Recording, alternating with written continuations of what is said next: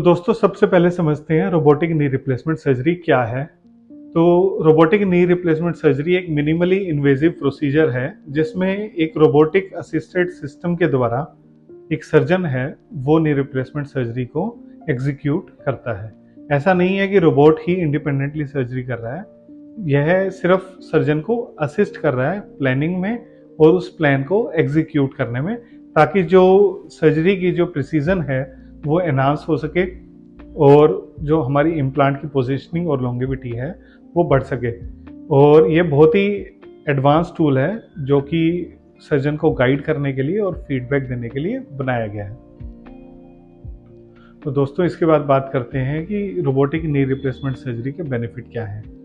तो सबसे पहला बेनिफिट है कि एनहांस्ड प्रिसीजन, कि जो सर्जरी करने वाला जो रोबोट है वो सबसे पहले आपके नी का एक 3D मॉडल बनाता है और उसके हिसाब से डिसाइड करता है कि आपके नी के लिए जो बेस्ट फिट इम्प्लांट है वो कौन सा रहेगा और किस जगह पे कट लेने से वो इम्प्लांट की बेस्ट पोजीशनिंग जो है वो हो पाएगी। और इसके कारण जो है जो रिजल्ट हैं वो अच्छे आते हैं, क्योंकि जो इम्प्लांट पोजीशनिंग है वो बेटर होती है और फास्टर रिकवरी होती है और इम्प्लांट की लॉन्गेविटी भी बढ़ती है। दूसरा है फास्ट रिकवरी।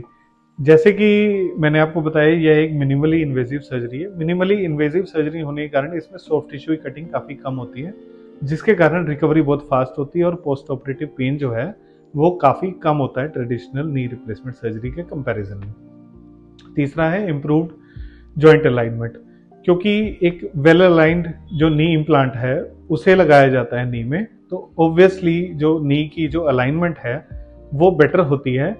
तो इससे क्या है, जो पेशेंट बाद में सर्जरी के बाद में जो अपनी डेली एक्टिविटीज़ हैं उसमें ज़्यादा कंफर्टेबल रहता है।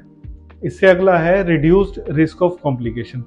जैसा कि मैंने आपको बताया कि यह जो है हमारे एरर्स को कम करता है रोबोटिक सिस्टम, और एक अच्छी सर्जरी या एक वेल पोजिशन इम्प्लांट और मिनिमल सॉफ्ट टिश्यू कटिंग के साथ करता है, जिससे कि जो कॉम्प्लिकेशंस हैं जो इम्प्लांट मेल पोजीशन के कारण होती हैं उनसे हमें बचाव हो जाता है।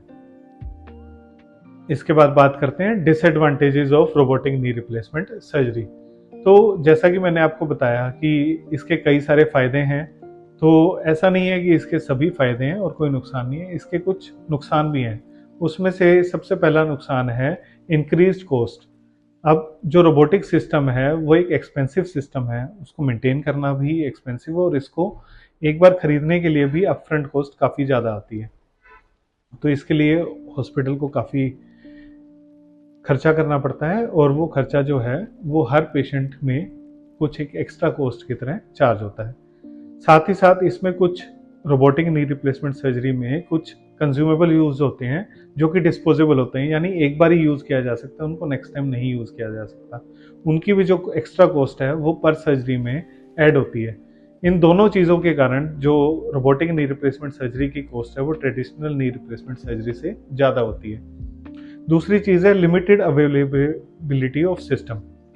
जैसा कि मैंने आपको बताया रोबोटिक सिस्टम जो है एक महंगा सिस्टम है और ये सभी अस्पतालों में नहीं पाया जाता, इसकी अवेलेबिलिटी काफ़ी कम है, इसलिए यह सिर्फ चुनिंदा हॉस्पिटलों में मिलता है।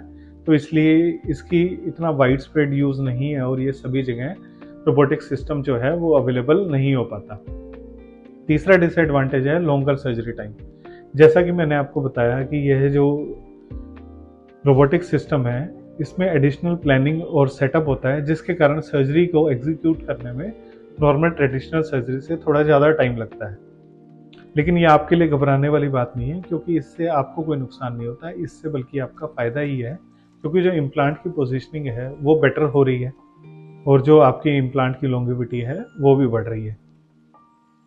तो इससे अगला सवाल है, क्या रोबोटिक नी रिप्लेसमेंट सर्जरी है वो आपके लिए सही है? तो दोस्तों यह जो डिसीजन है ये कई फैक्टर्स पर डिपेंड करता है, जिसमें से एक है एज, दूसरा है आपकी बोन हेल्थ, तीसरा है आपकी मेडिकल कंडीशन। तो रोबोटिक सर्जरी जो है उन्हीं लोगों के लिए या उन्हीं पेशेंट्स के लिए रिकमेंडेड की जाती है जिनमें कुछ एक्स्ट्रा एक्यूरेसी की ज़रूरत होती है, कोई मेल्यूनियन होता है, या जैसे मतलब समझिए कोई पहले कोई फ्रैक्चर हो गया, वो जुड़ा हुआ है, पहले वो थोड़ा टेढ़ा जुड़ा हुआ है, तो ऐसे में जो ट्रेडिशनल नी इम्प्लांट्स हैं उनके लिए जो जिग्स आती हैं उनको यूज़ करके वो ट्रेडिशनल नी सर्जरी नहीं की जा सकती। ऐसे में रोबोटिक नी रिप्लेसमेंट सर्जरी का यूज़ हमारे सामने आता है और ये सबसे मेजर यूज़ है रोबोटिक नी रिप्लेसमेंट सर्जरी का। और इसके कारण जो है फास्टर रिकवरी और एक लॉन्गेविटी ऑफ जो इम्प्लांट है वो इंक्रीज होता है। तो दोस्तों, ये अब आपको इसकी ज़रूरत है या नहीं है, यह डिसाइड आपका सर्जन करता है। और अगर आप अभी नी रिप्लेसमेंट सर्जरी को कंसीडर कर रहे हैं या robotic knee replacement surgery consider कर रहे हैं, तो आप मुझसे आकर आप मेरे क्लिनिक पे एडवाइस ले सकते हैं और हम आपको रिकमेंड करेंगे कि आपके लिए क्या बेस्ट है, considering your cost and other factors. Thank you.